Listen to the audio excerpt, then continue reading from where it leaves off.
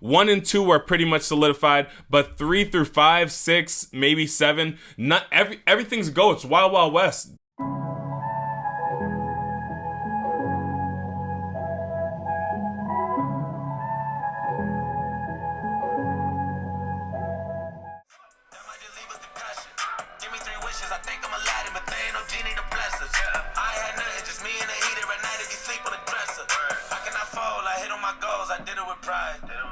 Ain't nothing worse than losing your hero and couldn't say bye.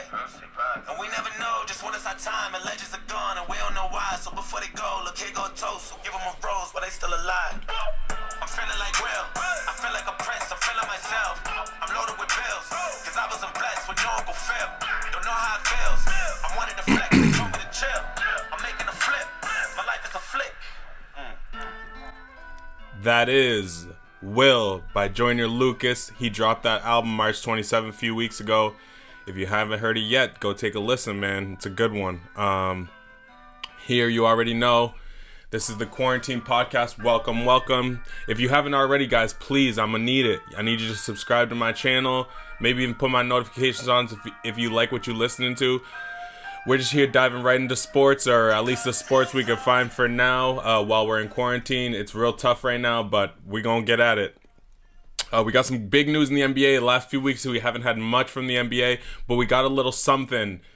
The number one 2021 draft pick is headed to the NBA G League development program. He is going to be making $500,000 a year going to this program, which really evens it out to like maybe $300,000, but after taxes and all the nonsense.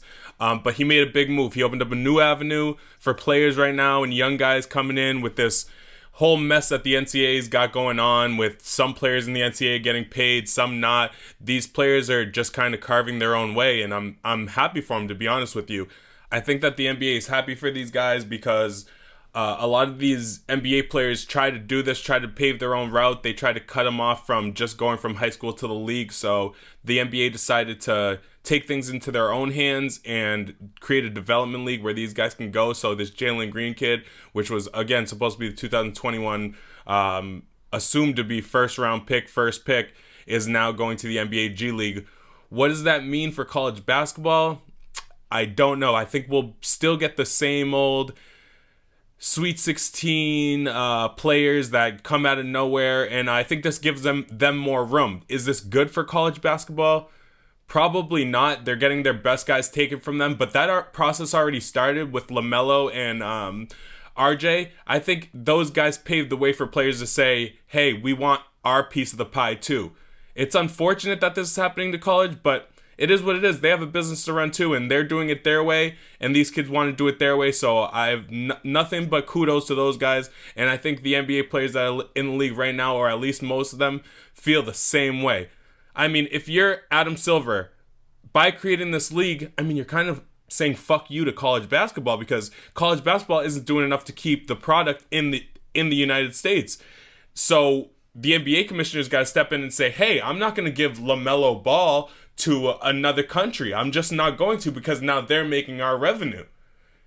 That's not a good decision. So I think he did the right thing by doing that and not giving his product off to another league overseas. And I think that Jalen Green made a great decision. And the ones that are going to lose the most in this is college basketball, because this is only going to get worse. Jalen Green is a great player. Everyone assumed that this kid was going to go number one college or not anyway. But this will start trickling down to other players, and maybe other players decide to do the same thing, where now they're going to force the NCAA's hand to have to find a way to pay these guys, or pay at least these athletes. But the problem with NCAA is that all their other athletes aren't getting paid. So you'll pay the football team, you'll pay the basketball team, maybe the hockey team, but who else do you pay? And then how do those athletes feel about it? Now, they're going to want to try to figure out how much money the college is making off of their sport, and then they're going to want their piece too. So it's all a trickle-down effect. This is just the beginning. The beginning trickle is happening right now, but we'll see where the league goes from here. On the side of NBA players, the NBA players are still picking up a regular check right now. They're not getting anything taken from their checks, but Adrian Wojnarowski from ESPN put out a statement saying that starting May 15th, the NBA players, because of something already agreed upon by the NBA and the CBA, they've decided that the players' paychecks are going to be cut down 25% starting the 15th. So they get two checks a month, these players, and they're going to be cutting down that check by 25%. And I get it, and these players should too. They're not working. So, and this company is losing a lot of money. So at least they're still giving them a big chunk of their money and not just hanging them dry. That's great, like the XFL did. So the NBA is just trying to figure out everything, whether or not the league gets started back again, because I'm hearing businesses are opening. People are out there rallying and blocking off the road and everything just to get the government to try to open up businesses. I mean, people, this is nonsense. Like, stay in your home, stay in your space, and try to figure this out. Like, let's get through this all together. But, like, it can't take a little group of people to make everyone's decision. We should all just be chill and let this thing ride itself out, because all they don't want is more people dying. So I hope that they figure all that stuff out. That's about all I have for news in the NBA. That's big news. It may sound little now, but that's going to be big in a few years. A little bit of NFL news. OBJ is on the move. I believe so. I think there's too much talk about it. First, I heard something about the Vikings. Then the Vikings were out. Then they were saying that multiple sources are saying on ESPN that that's not the case, that he definitely is on the move. So, I don't know. I don't know what these teams are thinking. I don't know what the Browns are thinking. The Browns are just always making too many moves. It's unfortunate, but the Browns need to stop with that nonsense. All they ever do is put themselves in the middle of all the drama, so everyone's talking about them. And the worst time to have everybody talking about you is right now. You know, at least let the NFL draft happen. We have that coming up. That's gonna be on the NFL draft is on Thursday. So we'll see what happens there. A lot of people making moves, man. A lot of people making moves. We'll see. I'm hearing that the Giants are trying to trade up. I mean, or they're trying to trade back, give their pickup to the Dolphins. And I don't understand. I thought the Dolphins, for some reason, wanted to pick up Tua, and Tua's falling off the board.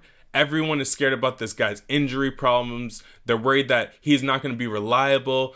But what you get from him on the other end is great.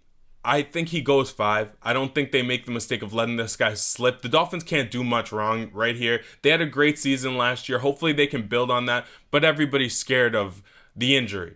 There's another kid on the board that you can be walking away from, and this could bite you big time in the ass. That Justin Herbert kid, he looks good. He looks like a quarterback. Maybe an old-fashioned quarterback, but he looks like a quarterback. The thing about Tua is he seems to be the future of the NFL.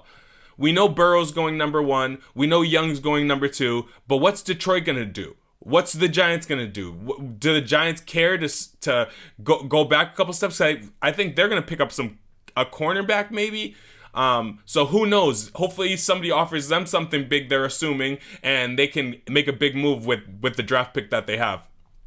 Who knows? The Giants have so many problems. It's unreal. Instead of giving you guys this week the NFL top 100 list that I usually do, which I'm going to most likely do linebackers next episode, I'm going to give you guys this week's mock draft top 10. And this is how it's named. I'm going to hit it to you guys really quick. So Bengals at 1, Joe Burrow. Redskins at 2, Chase Young. Lions at 3, Jeff Okudah. New York Giants at 4, Isaiah Simmons.